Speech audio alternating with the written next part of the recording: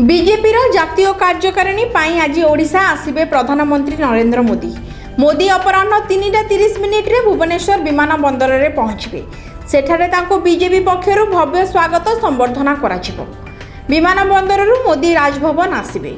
राजभवन ठारे मोदी को बीजेपी महिला मोर्चा पक्षरु स्वागत कराजिबो। राजभवन रे किछि समय विश्राम पर जनता मैदान को आसिबे प्रधानमंत्री। सेठारे बीजेपी जातीय कार्यकारिणी रे जोग देबा सह प्राय 1.5 घंटा रहिबे। सेठारु पुणी राजभवन जाई रात्रि विश्राम करिवे। आसंताकाली सकाळे मोदी स्वाधीनता संग्रामी पाइक मानकु संबर्धित करिवार कार्यक्रम रहिछि। परे सकाळ 9टारे लिंगराज मंदिर जाई प्रभु लिंगराज को दर्शन करिवे। एहा सह अन्य पक्षरे आज मोदी आसिबार घंटाए पूर्वरु भुवनेश्वर आकाश हेबो नो फ्लाइंग जोन।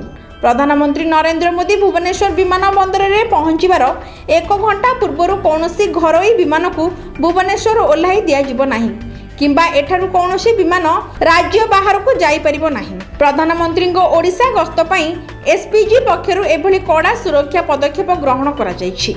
एहा छडा प्रधानमंत्री आसिबार 4 घंटा पूर्वरु दिल्ली रु भुवनेश्वर पर्यंत ओडिशा समेत पड़ोशी राज्यर आकाश सीमा उपरे वायुसेना पक्षरु कड़ा नजर रखा जायछि।